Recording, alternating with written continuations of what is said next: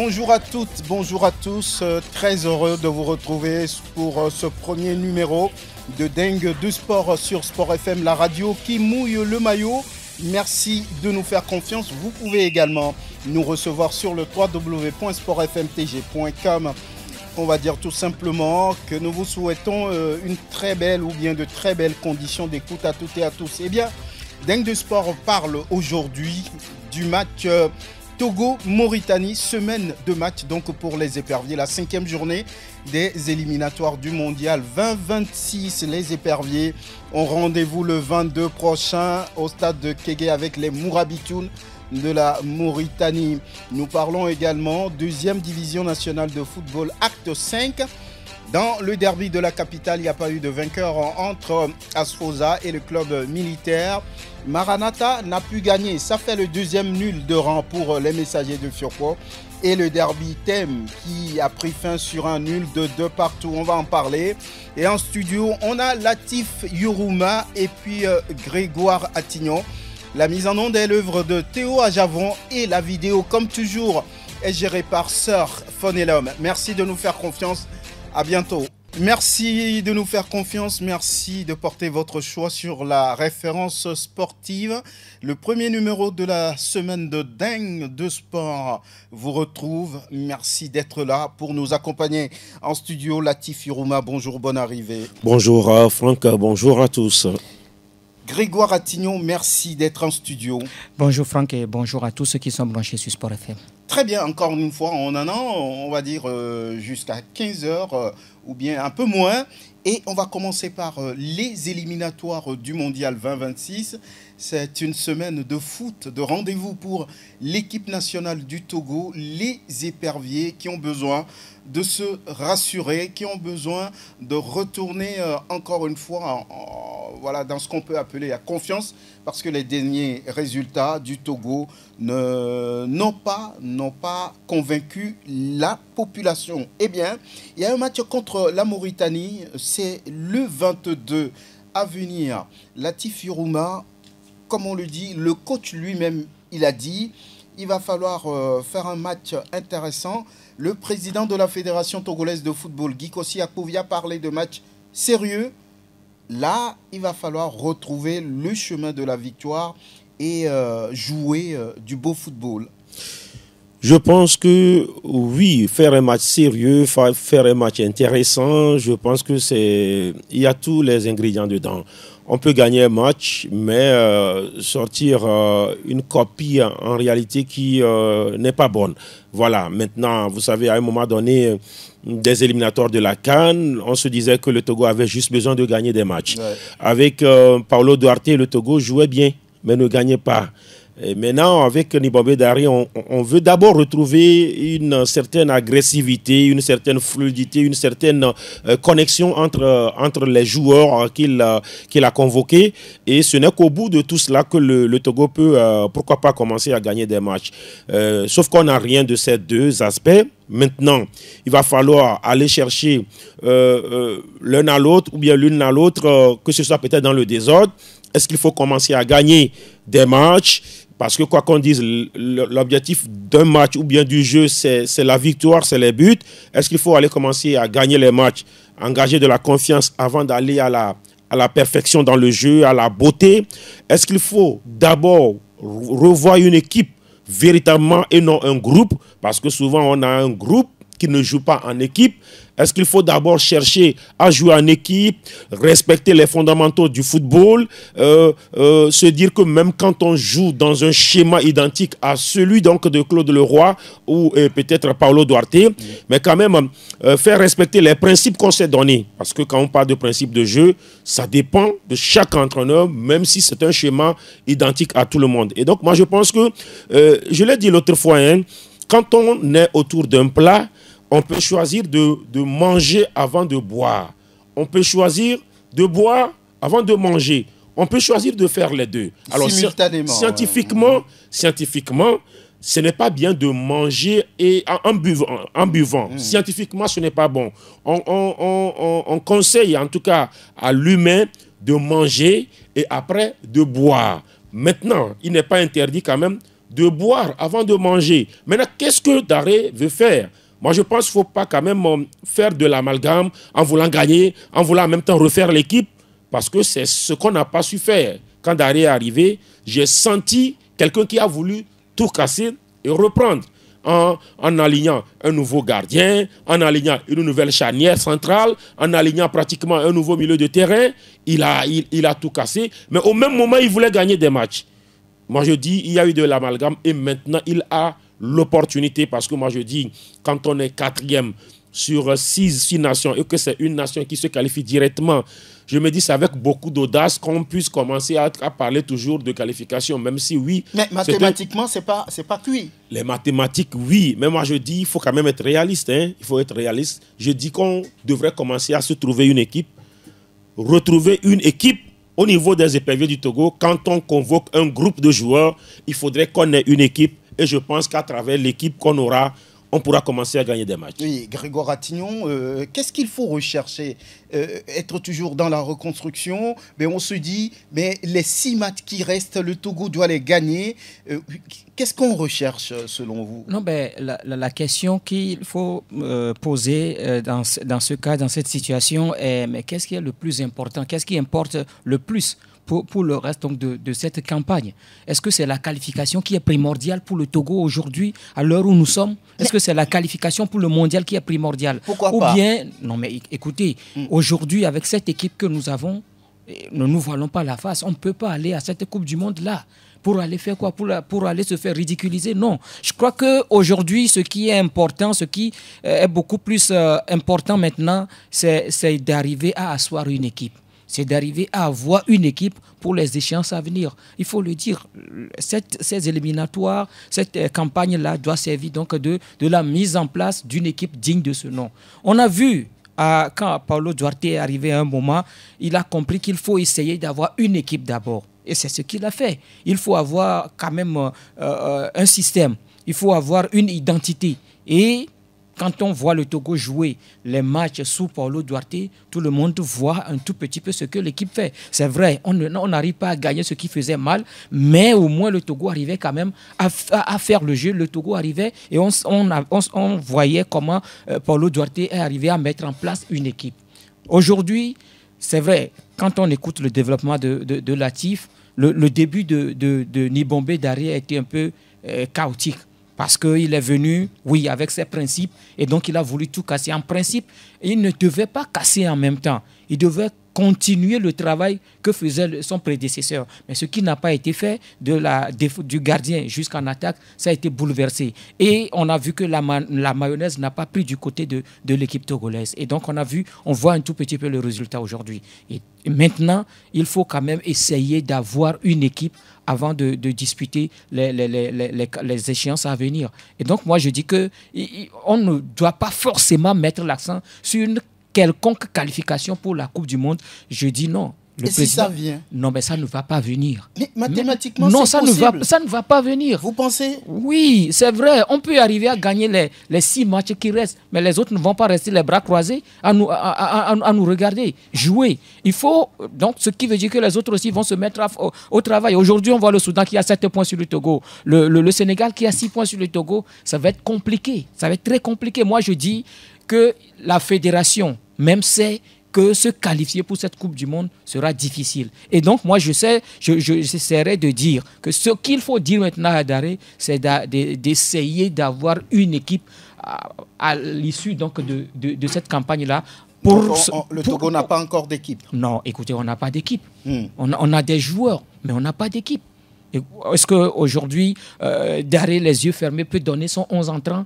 Je ne dis pas que Daré ne peut pas le faire, mais aujourd'hui, Daré n'a pas encore son 11 entrants. Daré se cherche également par rapport à son équipe type, qui doit l'aider quand même à disputer les matchs. Et donc, je crois que cette campagne-là, pour le reste des matchs de ces éliminatoires de la Coupe du Monde, il faut que le Togo arrive à avoir une équipe d'abord avant de se projeter sur les échéances à venir. Prosper Agbouklou, bonjour. Bonjour Franck. On a bien commencé la semaine. Ah, que voulez-vous? Très bien, avant de revenir vers vous, on va voir Nibombe Daré, le patron des éperviers Fagnon. Il faudrait qu'on surfe sur notre dernière victoire. Pour se mettre nous-mêmes en confiance, ça passe par une victoire. Pour mettre le peuple togolais aussi en confiance. Donc la Mauritanie, à l'image des autres matchs qu'on aura joué, on jouera pour gagner. On mettra tout en œuvre pour gagner ce match. Déjà, avant de passer au match de Dakar qui aura lieu 12 heures plus tard. Les joueurs aujourd'hui, ceux qui sont sélectionnés pour cette conférence, doivent provoquer un changement de mentalité.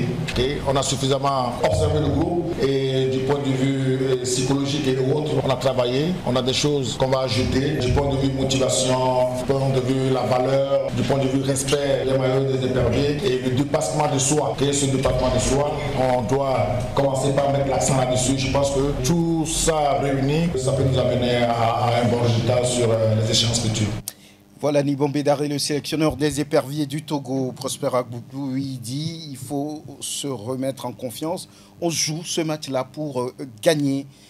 Voilà, comment comprenez-vous cette sortie de Nibombe Daré qui a envie de rassurer également le public sportif?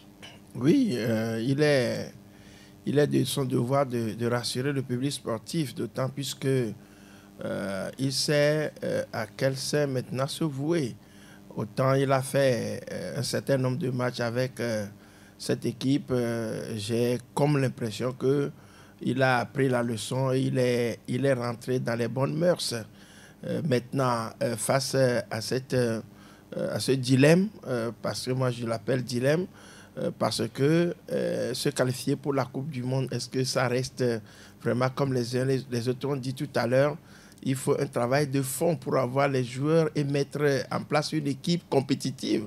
On ne va pas à la Coupe du Monde qui veut. Donc je pense que je rejoins Grégoire dans son analyse tout à l'heure qui dit qu'il lui revient maintenant de poser les bases et de faire un travail, je dirais, efficace, efficient plutôt, pour pouvoir permettre à cette équipe-là de chercher les joueurs. Parce qu'on a comme envie, quand vous fouillez à peu près d'abord notre championnat, nous disons qu'il n'a pas assez de nous. Les entraînements sont passés la dernière fois. Ils nous ont dit ce qui se passe dedans, le manque à gagner avec notre championnat, parce que ça manque donc de préparation, ça manque de formation.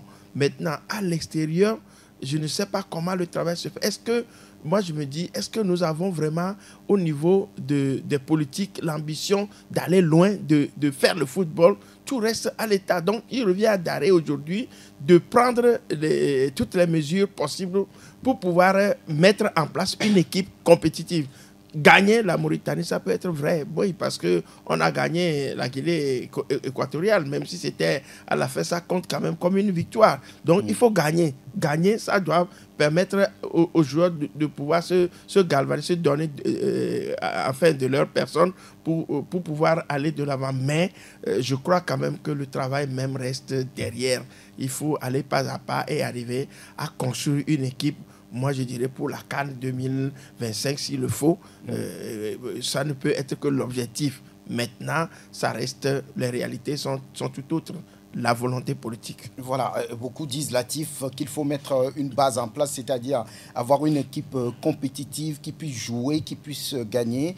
Ça peut commencer par la Mauritanie. Pourquoi pas? Parce que on dit, et il a dit, qu'il faut s'apprêter peut-être pour les échéances à venir, au lieu de vouloir coûte que coûte, oui, comme on le dit, aller jouer, aller se qualifier pour cette Coupe du Monde. L'entraîneur lui-même le dit, que mathématiquement, c'est pas fini. Il faut retrouver de la confiance, rassurer le public. Et puis, voilà... ça commence maintenant. Il faut gagner pour rassurer tout le monde. Oui, quelle que soit l'équipe qu'il va aligner, l'objectif, à la fin, c'est de gagner, d'accord. Maintenant, qu'on ne fasse pas de gagner une obsession. C'est ce qu'il faut. Vous avez posé la question à Grégoire tout à l'heure, si le Togo se qualifiait. Mais ça peut venir. Mais qu'on ne fasse pas de cela un truc absolu. Qu'on doit, même en 2006, quand on se qualifiait, écoutez, l'histoire, c'est que le Togo voulait se qualifier pour la CAN, mais il semble, parce que c'est une histoire qui nous a été racontée, il semble que quand ils sont allés voir le père de la nation, ils ont rassuré qu'ils vont tout faire pour se qualifier pour la Coupe d'Afrique. Et Papa Yadema leur a dit, non, moi je veux la Coupe du Monde. Et il leur a dit cela, et comme cela aussi, la Coupe du Monde est arrivée. D'accord. Aujourd'hui, il y a une situation qui force les Daré à faire des choses. Aziangbe n'est pas arrivé. Khaled Nare n'est pas arrivé. Aholou n'est pas arrivé. Plaka n'est pas Plaka n'est pas arrivé. Là-bas n'est pas là. Tchakei n'est pas arrivé. Ça suppose que c'est une occasion pour essayer d'être d'autres choses. En réalité, c'est tout ce que nous on demande. Qu'on ne soit pas robot dans tout ce qu'on fait, soit disant on doit coûte que coûte. D'ailleurs, qui lui a dit de se qualifier pour la Coupe du Monde? Qui lui a dit? Même l'État ne lui a pas dit cela. Mais lui, c'est un technicien qui peut avoir son ambition. Mais lui seul ne peut pas décider de la sélection. C'est ce qu'on dit en réalité. Il ne peut pas nous aligner 8 attaquants parce qu'il veut marquer des buts. C'est ce qu'on demande. Donc il faudrait quand même qu'il d'abord nous mette une équipe en place. On n'a pas d'équipe. Il faut avoir le courage de le dire. On n'a pas d'équipe. Et aujourd'hui, Daré, il ne faut pas qu'il se mette la pression. Moi, en réalité, son discours même lui met la pression. Qui lui a demandé, même l'État, dans le contrat, a dit parcours honorable. Joue bien, de façon honorable. Parce qu'on peut gagner. L'autre fois, le Real a gagné la Villarreal. Est-ce que ça a été une victoire honorable? Ça a été un match insipide, hein? Un jeu, mais ils ont gagné. Ce n'est pas de ça que nous on veut. Parce que la Coupe du Monde, d'ailleurs, nos problèmes ont commencé depuis notre qualification pour la Coupe du Monde. Voilà pourquoi il ne faut plus retourner. Je n'ai pas dit ça. Je n'ai pas dit ça. Mais c'est comme ça qu'on est allé dans clopin.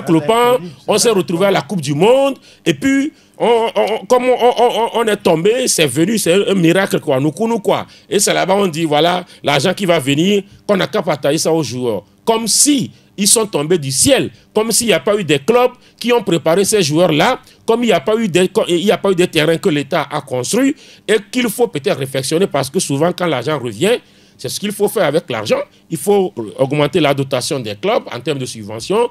Il faut réaménager les infrastructures construites par l'État. On n'a pas dit de prendre l'argent là pour construire. Donc, moi, je dis, il y a beaucoup de contingences, beaucoup de choses dedans.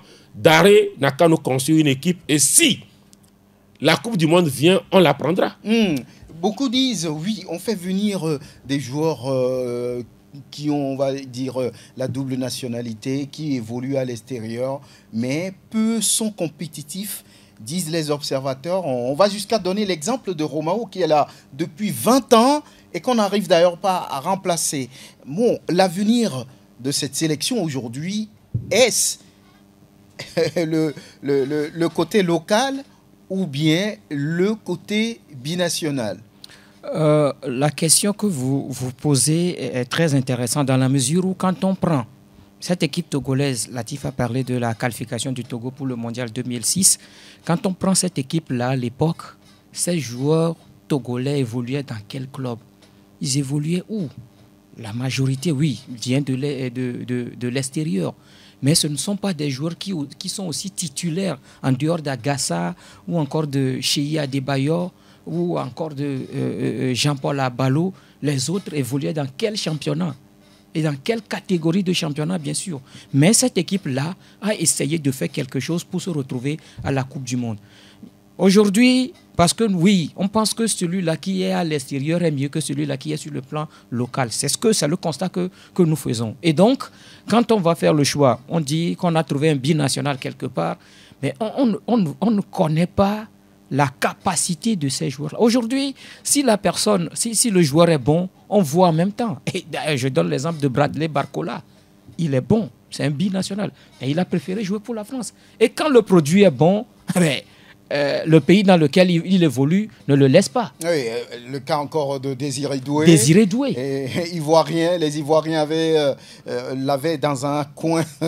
Après, voilà, ils se sont... Son frère est parti, voilà. Guéla, voilà.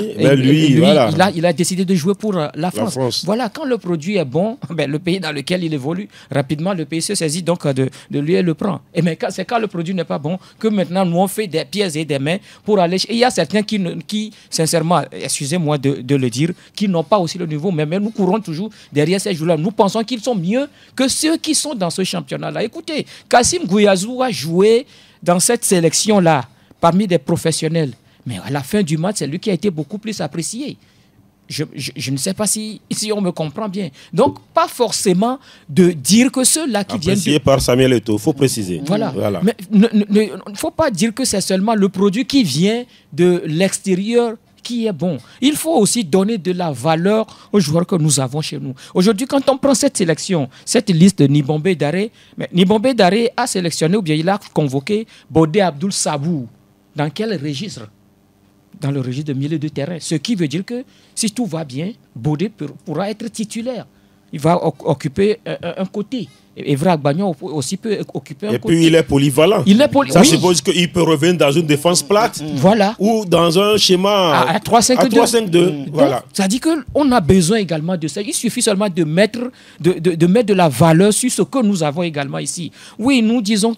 Écoutez, le Togo était au CHAN, les joueurs qui étaient au CHAN, c'était des joueurs qui évoluaient dans le championnat. Mais après ce CHAN-là, on a vu comment ces joueurs-là sont partis. Donc c'est comme ça qu'on met également en valeur ce que nous avons, nous. Mais si nous pensons que non, c'est parce qu'ils sont dans un championnat, ou que le championnat togolais n'a aucun niveau, et qu'il faut même aller chercher quelqu'un qui est en 4e ou 5e division, mais qui ne joue même pas. On le fait venir ici, difficilement, le gars arrive à bloquer un ballon ou bien arrive à contrôler un ballon sur le terrain. On a vu des cas ici. Donc ce n'est pas parce que oui, il est né en France ou bien il est en France ou il est en Allemagne que forcément il est mieux que celui qui...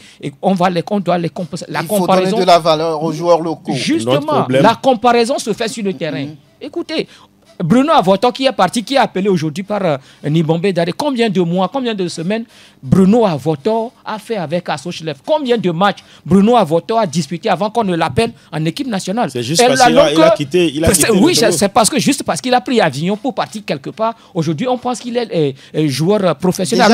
Déjà, il fait les preuves. Déjà ici, dans le championnat local, Bruno Avoto était mieux que certains joueurs qu'on appelle de l'extérieur. Je le dis, je le répète, Bruno Avoto était mieux que ces joueurs-là. Mais non, tout simplement parce qu'il évolue à l'SOTR, il évolue dans le championnat local, on pense qu'il n'a pas de la valeur. Mais il quitte, il fait juste deux matchs et puis maintenant, voilà, il est appelé sans embâche par l'équipe A.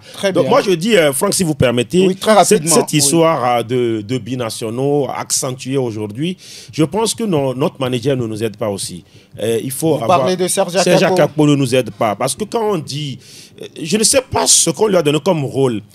Un manager doit faire venir des joueurs, les proposer. Mais lui, il ne propose que les joueurs de là où il est en réalité.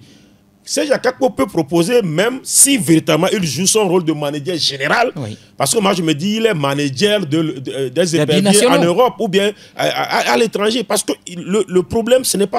Vous avez entendu une fois que Serge Akakpo a proposé même un joueur sur le continent. C'est seulement ceux qui sont de l'autre côté. Et quand on le dit, quand on est de l'autre côté, on pense qu'on est mieux que ceux qui sont ici. Quand Grégoire a parlé de l'équipe qui nous a qualifiés pour la Coupe du Monde, même s'ils sont à l'extérieur, 90%, eux tous, ils ont joué ce championnat avant de partir. À part de Nibombe Daré, les cadets et autres, Moustapha. Eux tous, ils ont joué ce championnat-là avant de partir. Et quand on joue ce championnat-là avant de partir, on a joué dans du sable, un peu partout dans du chaudron. On sait un peu ce que c'est. Donc aujourd'hui, franchement, il faut essayer de valoriser. Je vais chuter en disant quoi? Un joueur pris localement, qui fait juste une erreur, on le lapide. Justement. Mais quand il prend l'avion, il peut répéter autant de fois des erreurs. Donc, ça aussi, c'est un problème. Il a parlé de Bodé Sabou. Il suffit que Bodé Sabou peut-être perde une balle et que, voilà, on aille marquer la prochaine convocation. Il ne sera pas là. Mais Agbolosu peut multiplier autant d'erreurs, mais parce qu'il a pris l'avion. Mais si c'est Saman qui fait une erreur, la prochaine convocation, il est out. Bien. Si c'est Agbagla qui fait des merveilles depuis 3-4 saisons, on ne le voit pas. Donc moi je dis, en réalité, c'est également l'entourage, notre staff qui ne nous aide pas. Ils ne travaillent pas ensemble. Le manager ne travaille pas bien avec les sélectionneurs. Et puis l'entraîneur A ne travaille pas aussi bien avec l'entraîneur A'. Parce que j'ai parlé des gardiens. On ne peut pas comprendre qu'on a 0 gardien de la sélection A'. Au niveau de la sélection A, ce n'est pas normal. Oui, donc Nibombe a raison de faire appel à 5 joueurs locaux. Quand on commence par Youssouf Mourou, on vient en défense, Amdan Ouroaeva. Amdan Ouroaeva, on voit en milieu Jules Ziamalé. Et puis en attaque, on a Bassitou Madougou de la SBINA. Et puis Bodé Abdoul Sabour qui a déjà fait un tour dans oui. C'est un retour. C'est bien. Oui, mais est-ce qu'il suffit de les appeler ou bien il faut leur faire confiance? J'ai l'impression que qu'un travail un travail de SAP se fait méticuleusement, parce que contrairement aux autres entraîneurs, il faut voir quand même que cette fois-ci, bon, c'est vrai que Paulo Duarte... Contrairement aux autres entraîneurs. Oui, je voudrais donc, vous voulez dire que Daré fait mieux que tous. Non, pas cela pour dire, je n'ai pas le cantimètre plutôt pour pouvoir le mesurer, mais je dis quelque part, c'est vrai qu'on a vu Paulo Duarte sillonner les terrains pour le voir, mais Daré, j'ai l'impression qu'avec l'équipe, ils sont en train donc de visionner plus les joueurs. Depuis quand il a commencé par vous convaincre sur ce plan-là? Non, je crois qu'après la déchéance lors de ces éliminatoires, j'ai comme l'impression qu'ils ont pris conscience du fait que le public togolais attend quelque chose maintenant. Est-ce que du haut, est-ce qu'on les aide réellement à faire le travail? D'autant plus que aujourd'hui, si on a pris ces 5 joueurs-là, nous sommes unanimes là-dessus qu'il y a encore d'autres qu'on peut prendre, mais les places sont limitées. Quand on voit par exemple l'entente de l'équipe championne de l'intersaison, mais on n'a pas pu prendre de joueurs. Voilà, on n'a pas pu prendre. Donc, ce qui veut dire que quelque part, il y a un travail qui se fait pour pouvoir diagnostiquer. La dernière fois, quand l'entraîneur de l'entente de Tessédou était là, moi je lui ai posé la question, il m'a dit que sincèrement, sur les 3 derniers matchs, ils n'ont pas été performants. Donc pour lui, il n'est pas étonné qu'on n'a pas choisi un joueur de chez lui, que prochainement, ils vont travailler plus. Donc je pense que ce travail qui se fait de manière méticuleuse fait qu'aujourd'hui, l'encadrement technique même a compris la leçon. Je l'ai dit la dernière fois même à la conférence de presse, le speech de Daré a complètement changé, ce qui a convaincu même ceux qui étaient très sceptiques, même hostiles à l'époque, le langage a changé. Donc je pense que ça accompagne le travail. Maintenant, moi sur les binationaux, il y a un travail qui se fait ailleurs.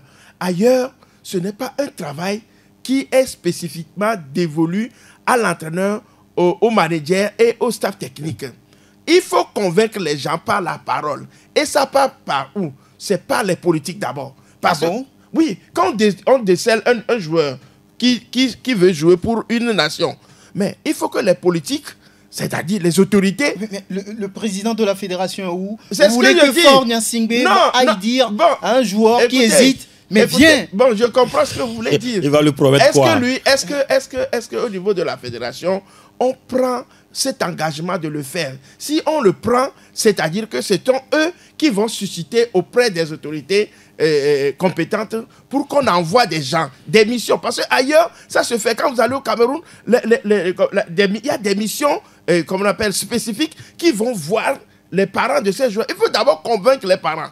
Et après, les agents de joueurs. Cela ne se fait pas. On a comme l'impression que aujourd'hui, quand vous fouillez un peu dans le truc là, moi j'ai vu l'enfant de Oloufade en train de jouer. Je me dis, pourquoi Oloufade peut être un ancien international togolais et que son enfant, pour l'instant, Non, mais peut-être parce que l'enfant n'est pas prêt. Non, ce que je dis, il y a le fils de Daré également qui joue. Oui, c'est ce que je dis. Qui joue bien au ballon. C'est ce que je voudrais dire. Oui, mais pourquoi ces gens...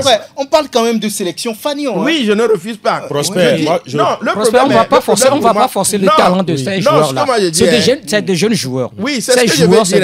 Écoutez, ils n'ont pas le talent de Kylian Mbappé ou encore de Lamine Yamal. Mais ce que je veux dire, c'est qu'il faut commencer par la base. Si on admet aujourd'hui qu'il faut mettre en place des équipes nationales, comme on appelle, cadettes, juniors et autres là, ces enfants-là, on peut justement les parce que aller. Là, c'est là où vous devriez, mais parce que quand vous dites que le politique, moi je pense plutôt, écoutez, après quand le Togo s'est qualifié pour la Coupe du Monde, mais les frères Haïté et autres, rapidement, ils n'ont pas hésité à rejoindre l'équipe nationale. Il y avait les Robert Mal qui hésitaient dans le temps à venir jouer, qui voulaient même jouer ce mondial. Quand il y a le résultat, quand il y a le sérieux, je pense qu'ils ne vont pas hésiter à arriver. Mais quand vous êtes là, 4 cannes, vous n'êtes pas chose. Vous allez demander à Faure Gnassingbé d'aller dire à qui de venir dans une sélection qui a du mal à se qualifier à une canne à 24. Mais si les résultats sont là, quand vous parlez de Faure peut agir autrement. C'est-à-dire, Faure peut mettre l'argent dans le football, pour que le Togo puisse construire des terrains, pour que le Togo puisse faire une bonne direction technique nationale, avoir des sélections, c'est déjà sa partition. Oui, c'est ça. Mais demander à ce que Robert Doucet aille voir, je ne sais pas qui. Oui. Non, mais écoutez, c'est trop. Est-ce qu'on a des infrastructures? Ne parlez pas de ça à la fois. Ce qui peut susciter l'engouement, c'est les gens. Il y a délégation de pouvoir. Oui. L'État a délégué. Je n'en dément pas. Donc, ce qui veut dire qu'en principe, c'est le rôle de la fédération. Oui, je suis d'accord. Il y a aussi le ministère qui peut rentrer en jeu. Je suis d'accord, mais jusqu'au président de la République. Le président de la République a autre chose à faire. Non, mais ça aussi fait partie donc de son pouvoir. Non, il ne va pas revenir jusque-là. Il peut le faire, mais ce n'est pas une obligation. Ce n'est pas Mbappé, ce n'est pas Messi, ce n'est pas. Non, écoutez. Le président de la République va aller chercher qui? Écoutez, il va aller chercher des missions. Quelle mission? On va évoluer. On va évoluer. Donc, vendredi, on doit rechercher coûte que coûte. C'est ça? Une victoire pour assurer tout le monde. C'est vendredi. Samedi, le 22. Voilà. Et puis, un sujet également qui est intéressant, il faut en parler. On veut une mobilisation générale. Il faut que les gens fassent le déplacement. Mais les tickets physiques ne sont mis en vente que qu'à partir du 20. Le mercredi, oui. C'est ce que dit d'ailleurs le mercredi, c'est le jeudi, ça. Ça va être jeudi. Voilà. Alors qu'on veut qu'il y ait du monde, les gens ne sont pas habitués à l'achat en ligne. Je crois que ça peut résulter de la falsification des billets. Oui, on a parlé de sécurité. Oui, voilà. Vous vous rappelez pour l'autre match, quand on avait ouvert le truc vite, les gens ont eu rapidement l'habilité d'aller concevoir des. Ça veut dire que ça n'a pas été bien fait. Bon, donc maintenant, il faut faire bien les choses. Bon, peut-être ça peut être aussi à la base. Bon, maintenant, le Togo n'est pas habitué, franchement, à cela, mais il va falloir quand même qu'on trouve des mesures pour sécuriser un tout petit peu les billets et pour qu'on ouvre rapidement la vente. Ce serait une bonne chose. Oui, moi, je pense que ce sont c'est peut-être le partenaire, le sponsor qui souhaiterait que cela se passe ainsi. Parce que quoi qu'on dise, c'est un sponsor qui a besoin d'une visibilité également. Et donc, YAS, Togocom, qui devient YAS, est en train également de prendre ses pas à travers cette façon de faire. Ça, c'est un premier aspect. Bon, l'autre aspect, c'est que, quoi qu'on dise, l'émission des tickets, des billets, c'est ça un coût également. Il faut d'abord les émettre, il faut maintenant mettre ceux qui vont vendre. Tout cela, ça a un coût. Donc, la fédération est en train de surfer tout sur ces éléments-là. Et puis, apparemment, ça limite aussi la fraude. Maintenant, il y a l'aspect que vous amenez. Le Togolais, écoutez, n'est pas trop... Est-ce que vous savez que depuis la semaine dernière, les gens commencent par venir? Oui, voilà. Donc, moi, je pense qu'il faut mettre les deux possibilités d'achat au même moment. Parce que, quoi qu'on dise, celui qui sait s'acheter son ticket numériquement, il gagne en temps et en argent. On est d'accord. Parce que vous n'allez pas prendre le Zémidjan à Zanguera pour arriver à Lomé. Vous n'allez pas prendre le Zémidjan à Tchévier pour arriver à Lomé, s'acheter le ticket, retourner à Tchévier avant de revenir le jour du match. Mais si quelqu'un n'est pas habile à pouvoir peut-être se l'acheter sur le numérique, qu'il puisse quand même l'acheter physiquement. Donc moi je pense qu'il faut mettre ces deux possibilités au même moment, mais laisser la vente physique 2 jours, 3 jours, je pense que voilà, ça déséquilibre un peu les choses maintenant. 21 et puis le 22. Donc, alors que souvent, le jour du match, ce n'est pas recommandé de vendre les tickets. N'oubliez pas aussi que le Togolais aime ça, parce que les tickets là, les tickets on peut les mettre en vente aujourd'hui, mais vous allez attendre vous allez voir que c'est pratiquement vendredi ou samedi que ce public-là viendra chercher et bousculer les gens. Bon, je ne suis pas en train de prendre la défense de la fédération, mais aussi, bon, la fédération aussi peut-être a ses raisons en souhaitant quand même vendre les billets à partir du 20. Aujourd'hui, oui, c'est une option. Ils ont essayé donc de le faire à partir donc de numérique. Maintenant, ils pensent que oui, on verra aussi cette étape avant de voir la vente physique donc de ces tickets. Mais moi, je dis que jeudi, c'est encore trop tard. Si déjà à partir de mercredi, ces tickets-là peuvent être à la disposition donc des vendeurs et comme ça le public, parce que je sais que ce public-là va faire le déplacement. Voilà, donc vous avez tout maintenant, vous savez tout autour du match de la Mauritanie le 22 à 16h au stade de Kégué. Il faut sortir massivement pour aller soutenir les éperviers. Ils ont besoin de ça, ils ont besoin de retrouver de la confiance, comme le dit le coach. Voilà, on va en parler jusqu'à la fin de cette semaine naturellement. Vous savez que quand les éperviers ont match, oui, nous on n'a pas de répit ici, on en parle, on pousse les gens à aller soutenir l'équipe nationale Fanion du Togo. Parlons maintenant de la deuxième division nationale de football. La première étant un peu en trêve, voilà, après la phase aller, ça va revenir certainement après le match des éperviers. Alors, il y avait eu des matchs ce week-end et au sud, il y avait un derby de la capitale entre Asfosa et le Dynamique togolais à Ablogame à l'arrivée. Il n'y a pas eu de but, c'est 0-0 à l'arrivée. Ça n'a pas plu à Amenito Akwete, le coach des Forexiers. La balle dessus du fond du jeu de mes joueurs, je vais demander qu'on joue par attaque parce que circule là-bas, fait courir le ballon. Ils sont encore tombés, ils vont encore dans le jeu de Dito qui balance la balle, au lieu de poser la balle, on balance et ça nous a été fatal. Moi, on doit prendre 3 points pour recoller au peloton de tête. Mais on se contente de ce qu'on a. C'est pas cela que j'attendais, mais il n'y a pas un problème de position. Je leur ai dit de poser la balle, faire courir le ballon, non pas courir avec le ballon. Ils ont dit de courir avec le ballon et on les cogne. On devait faire courir le ballon et Dito serait plus fatigué. Dito était venu dans l'intention de prendre au moins un point. On les endorme, pas et à certains moments-là, on décide d'accélérer. On prend la balle, la transition entre le milieu et l'attaque. C'est pas tellement ça qu'on la voit passer. Il va falloir qu'on recorrige les erreurs. Et quand vous voyez nos latéraux là, on a fait des exercices de dédoublement. Je n'ai vu aucun. Parce que je sais qu'au niveau de la défense de Tito, les latéraux sont agressifs, mais pas des dédoublements et des centres. Je n'ai vu aucun dédoublement. Quand ce sont des exercices. Mais pas s'ils avaient peur, voilà. Amenito à côté, le coach des Forestiers. Et en face, il y avait le coach du Dynamique togolais, Patoumbil. Il y avait lui, n'a aucun problème. Un point, ça va, surtout quand on est en déplacement. Je pense qu'il faut féliciter les deux équipes. Il y avait vraiment de l'intensité dans ce match. C'est ce que j'ai préparé toute la semaine. Et je savais que j'allais venir à Blogame pour subir. Donc j'ai préparé mes joueurs mentalement. Et je pense que je suis venu prendre un point. C'est bon, je suis en déplacement. Prendre un point, c'est pas mal. Il y avait la place de prendre les 3 points. Et malheureusement, on repart avec un point. On va continuer de travailler pour le match prochain. On reçoit, on gagne. Il faut féliciter les joueurs. Du moment où nous sommes en déplacement, moi, vous avez vu le jeu d'Asfosa. C'est une très bonne équipe. Donc je pense qu'on a seulement contrecarré Asfosa. On les a amenés sur une fausse piste. Et ils sont tombés dedans. Et bon, je repars avec un point. C'est l'essentiel. Il faut être physique avant de tenir techniquement. Et je travaille sur mes qualités, je travaille sur la qualité des joueurs que j'ai. Et je pense que ça paie pour le moment. Je vais continuer.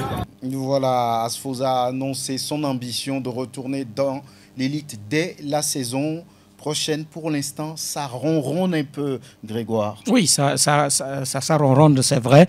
Mais il faut dire que l'Asfosa, pour le compte de cette saison, a cette ambition de revenir en première division. Mais pour le moment, le début de championnat est un peu compliqué pour l'équipe de Baie à Blogame. Vous savez, on a démarré par une défaite. Ensuite, on est parti faire un match nul.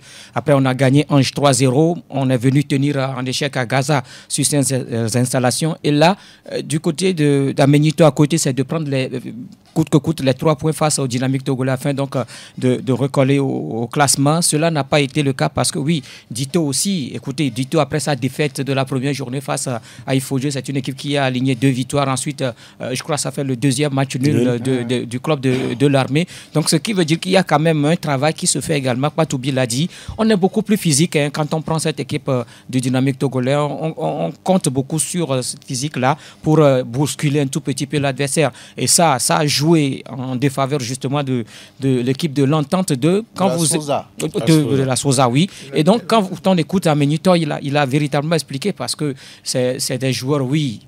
Parce qu'on a en face des joueurs de l'armée, des hommes de l'armée. Donc, il se dit que physiquement, ils sont au-dessus d'eux. Et c'est ça qui a un peu joué contre cette équipe d'Ablogame. Maintenant, on est arrivé quand même à prendre un point. On n'a pas perdu. Mais le mieux, c'est quand même de prendre la victoire dans ce match. Ça n'a pas été le cas. Il va falloir mieux préparer le match à venir. Quand on sait que, oui, Dito, le début a été compliqué. Mais quand vous voyez un peu cette équipe jouer, on ne pose pas le ballon. Mais on cherche directement à jouer long devant parce que oui, on compte sur la vitesse donc, des attaquants. L'autre club qui a des problèmes sérieux au niveau de la poule A, c'est à Gaza, encore battu à Tabligo par Arabia 2-0.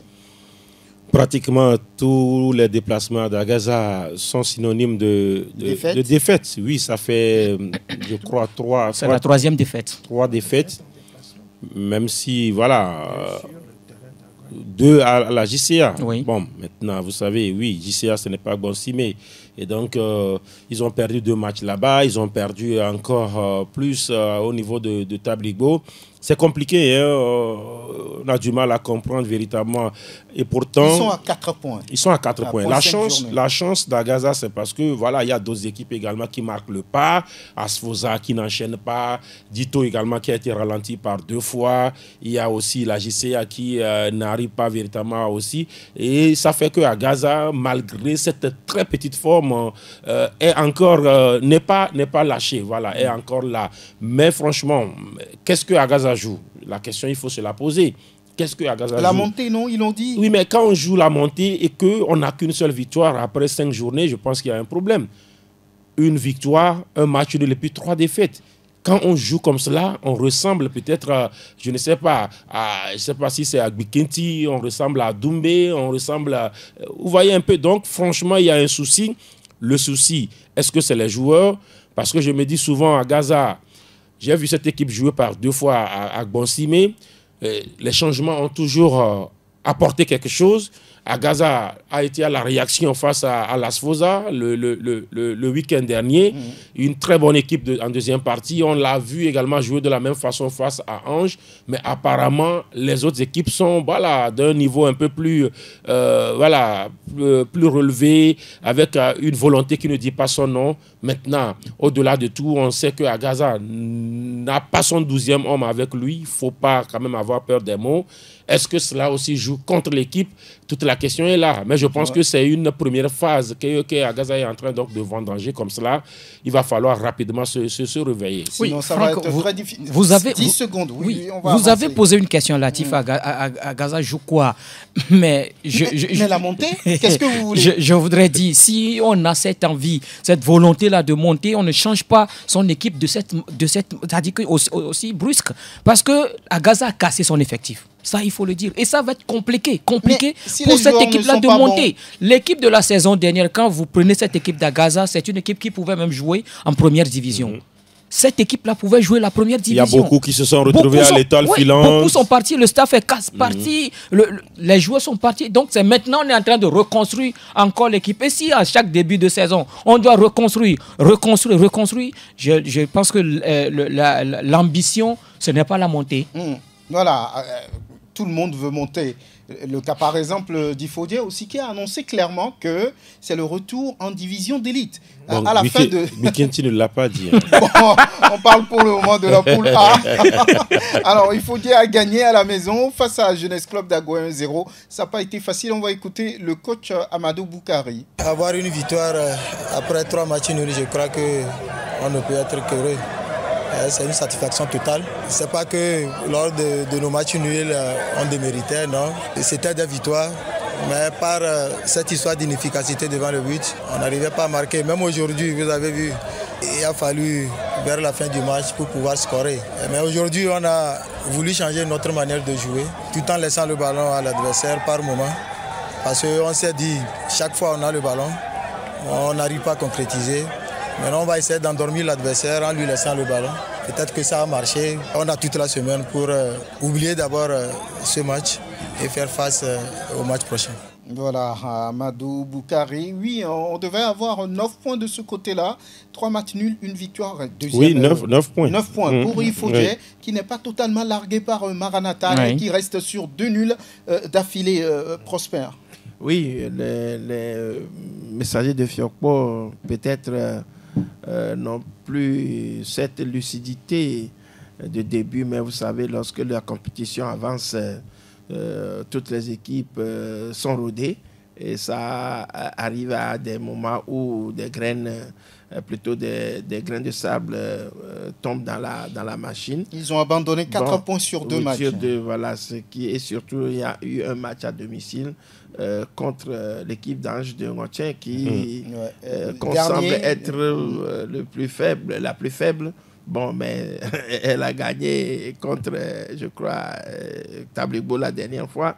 Mais c'est dire peut-être qu'eux aussi ont commencé par être dans le rythme, voilà, de la compétition. Donc, ce qui veut dire tout simplement que ça commence par se corser et chaque équipe doit chercher à faire, à se maintenir. Maintenant, on dira que la vraie compétition a commencé et c'est maintenant qu'on verra les équipes qui vont la plus résister. Quand on regarde dans la poule B, c'est ce derby thème qui avait retenu l'attention de tous à l'arrivée. C'est 2-2. Je propose d'écouter Oloufade Adekambi qui semble pointer du doigt l'arbitrage. Match nul pour ce match, je pense que ça nous a beaucoup triché parce que vu le contenu du match, on mérite de prendre les 3 points. Pour moi, les arbitres n'ont pas pu bien gérer le match quand même. Par rapport au mouvement de Tchaoudou Athletic Club, ils ont su vous gérer jusqu'au coup de sifflet final. Non, mais moi, je pense que ce n'est pas TAC qui nous a géré, c'est l'arbitre qui nous a géré plus tôt. Parce que vous-même, vous étiez là, vous avez vu le gardien, il a tombé quand même 2 fois. Si c'est des arbitres, normalement, ils devaient lui donner un carton qui va l'effrayer un peu à continuer à rester au sol pendant 5 minutes. Dans la deuxième mi-temps, on a joué 30 minutes. Quasiment, on a joué 30 minutes. Mais bon, je pense que match nul aujourd'hui, ça arrange beaucoup TAC. Mais ça n'arrange pas nous. Mais bon, il faut que les arbitres revoient vraiment leur copie. C'est pas que je jette les cailloux sur eux, mais bon, il faut qu'ils revoient vraiment leur copie. Voilà, Oloufade Adekambi, l'entraîneur des guerriers de Tchaoudou. Tous les matchs là-bas sont des derbies, a dit quelqu'un dans la poule nord ou bien B. Rien n'est facile, rien n'est acquis. Mais 2-2 entre Semassi et Tchaoudou Athletic Club, personne ne prend ou bien ne creuse l'écart. Ils vont être 11 pour le moment en attendant la prochaine journée. Oui, moi je comprends la frustration d'Oloufade. Maintenant, c'est le scénario du match parce qu'à chaque fois, c'est TAC qui menait et Semassi revenait. Et dans un match comme celui-ci, quand vous menez, ce n'est pas à vous de faire le jeu, c'est à celui qui court derrière. Donc on comprend le fait que TAC, je n'ai pas suivi le match, le fait que TAC puisse peut-être refuser de jouer, de casser le jeu.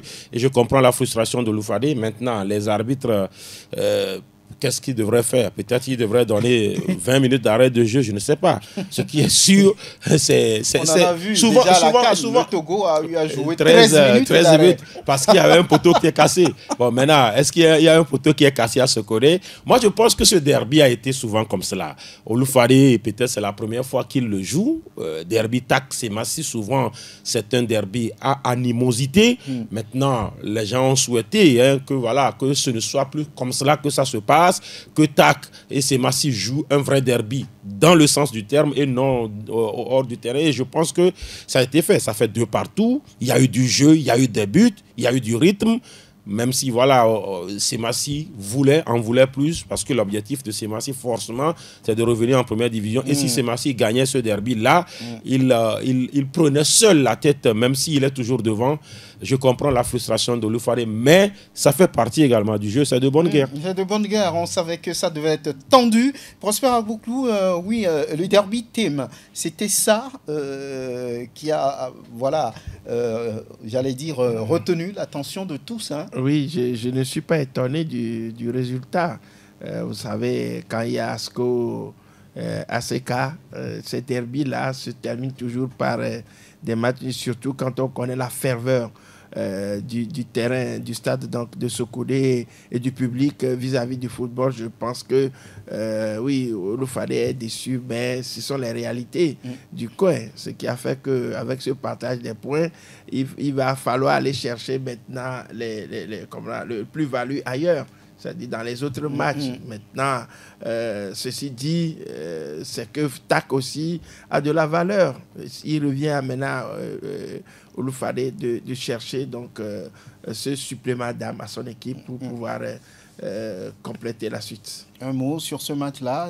Non, mais je crois que c'est un championnat. Je comprends bien Oloufade, même si c'est Semassi qui menait, l'équipe de Semassi peut-être allait aussi se comporter de la même manière. Maintenant, je comprends aussi sa frustration parce qu'il aurait voulu prendre les 3 points. Parce que ce n'est pas encore fini. Derrière, il y a d'autres équipes. Écoutez, l'US Koza a gagné. Et donc, quand on fait les décomptes aujourd'hui, derrière c'est Massi et TAC. C'est l'US Cosa. C'est l'US Cosa. Et donc, il n'a pas encore dit son dernier mot. Vous voyez, donc, je voudrais bien comprendre la frustration de Loufadé, c'est de gagner, prendre de l'avance sur les autres en attendant les autres matchs à arriver. Le prochain adversaire de Stémassi, sans doute, ça doit être Kakadre, je crois bien. C'est Kakadre Doufelgou. Avant de jouer un autre derby face à Koroki. Koroki Métété de Tchamba. Donc, vous voyez un peu les matchs qui sont devant et que Kakadre aussi sort de 2 défaites d'affilée, surtout avec cette défaite-là face à Fouada de Dapaon. Donc, ça va être un match un peu compliqué. Il va falloir mieux préparer les matchs. Je crois que si c'est que Massi gagnait ce match-là, on aurait beaucoup plus, on serait beaucoup plus soulagé à préparer la réception de Kakadre de Doufelgou. Mais là, quand on sort d'un match nul, il faut beaucoup plus continuer le travail, accentuer le travail pour quand même sortir vainqueur face à Kakadre. Moi, je crois que c'est ça qui donne aussi la beauté de cette D2 dans cette poule B. On voit un peu le classement, c'est très serré. Kakadre, plutôt TAC et Massi qui sont au coude à coude. Derrière, il y a l'US Cosa, alors que Kakadre n'a pas encore dit son dernier mot. Même Koroki Métété de Tchamba aussi, qui n'a pas encore dit son dernier mot. Peut-être que c'est Bikenti seul qui a dit son dernier mot, parce que 5 matchs, 5 défaites. On parlera, vous l'avez dit, de la victoire de l'US Cosa, 1-0. Et la première victoire de Fouadan également. Aussi face à Kakadre 2-1. Koroki aussi a gagné face à Bikenti, justement. Alors, les arbitres sont avertis. Le président de la fédération a parlé de tolérance zéro. Donc, voilà, vous-même, vous savez. Merci Grégoire Attignon, merci Latif Yorouma, merci Prosper Agouklou, merci Tewa Javon. La vidéo, c'est Sœur Fonelam. Allez, à bientôt.